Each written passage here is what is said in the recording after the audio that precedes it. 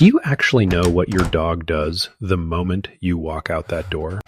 You probably think they just go back to sleep, maybe chew a toy, maybe stare out the window for a bit and move on with their day. But that's not what happens, not even close.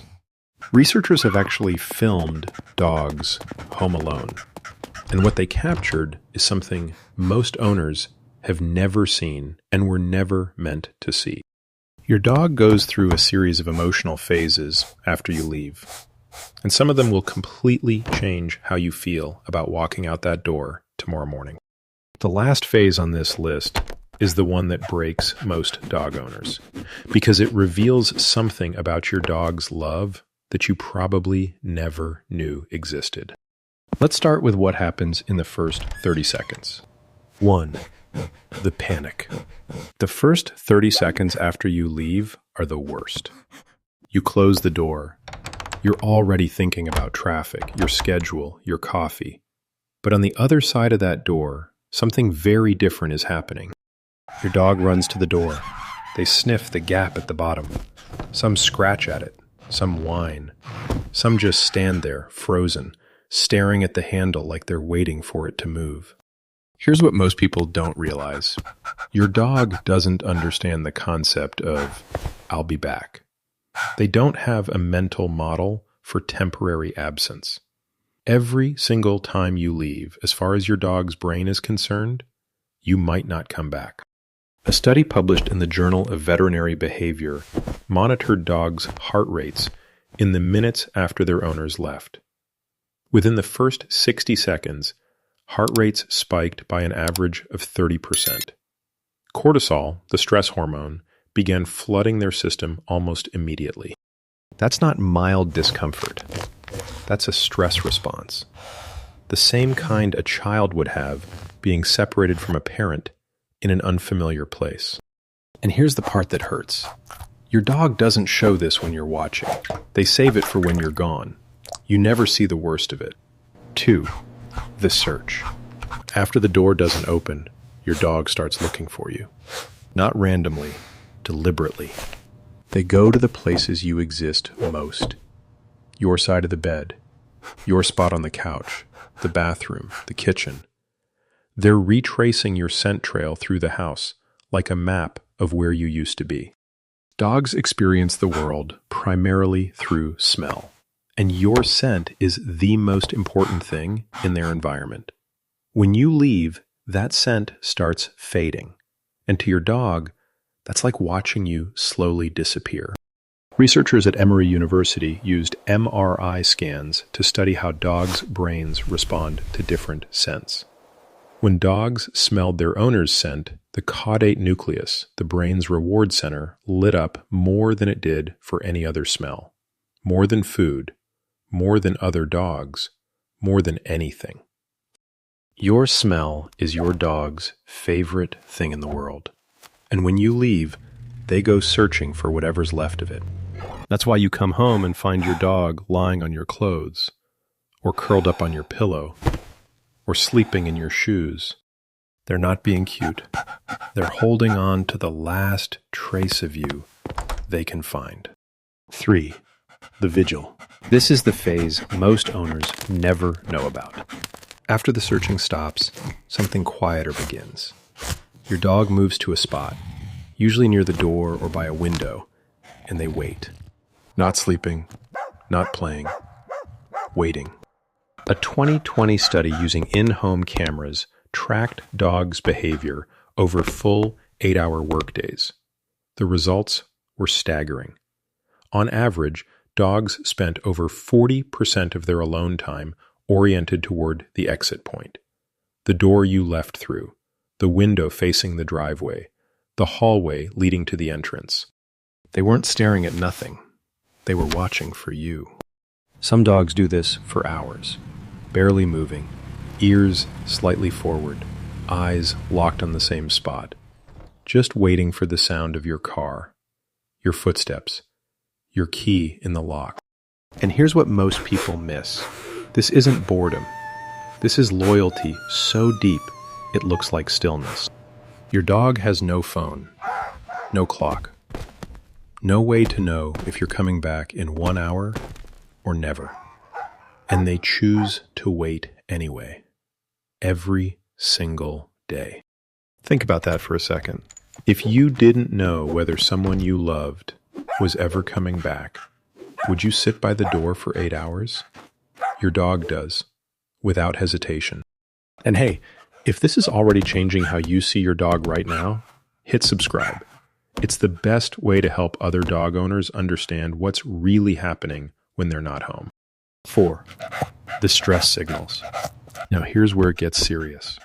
Not every dog just waits quietly. Some dogs can't. And the behaviors they develop are often completely misunderstood by their owners. Chewing furniture, scratching doors, barking for hours, peeing inside the house even though they're fully house-trained. Most owners come home, see the damage, and think their dog is being bad, disobedient, spiteful. They're not. They're panicking.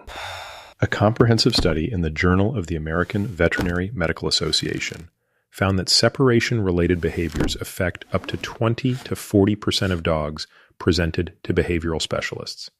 And the root cause is almost never disobedience. It's distress. When a dog chews your door frame, they're not being destructive. They're trying to get to you. When they bark for hours, they're not being annoying. They're calling for you. When they have an accident inside, their nervous system has overwhelmed their bladder control. These aren't behavior problems. They're love problems. Your dog loves you so much that your absence breaks something inside them. And the worst part? Most owners punish these behaviors. They come home, see the mess, and yell. And now the dog isn't just stressed about you leaving, they're stressed about you coming back too. That's not a bad dog. That's a dog who's been suffering in silence and then punished for showing it. 5.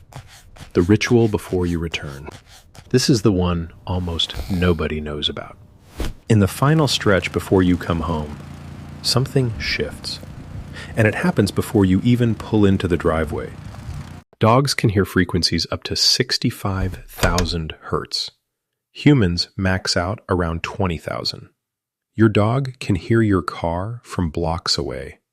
They recognize the specific sound of your engine, your specific footsteps, even the rhythm of how you walk. Researchers believe dogs can distinguish their owner's car from dozens of others on the same street. That's why your dog is already at the door before you've even parked. But here's what's happening inside them at that moment. The cortisol that's been elevated for hours starts dropping. Oxytocin, the bonding hormone, begins surging. Their tail starts moving. Their breathing changes.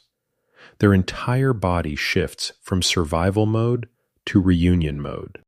One study measured dogs' hormonal responses during owner reunions and found that oxytocin levels increased by over 50% within the first few minutes of their owner walking through the door. That explosion of joy you see when you come home? That's not just excitement. That's hours of stress, loneliness, and waiting being released in a single moment. Every jump, every spin, every whimper. That's your dog saying, I didn't know if you were coming back, but I waited. And you came back. You always come back. 6. The truth they'll never tell you. Remember at the beginning when I said the last phase would break most dog owners? This is it.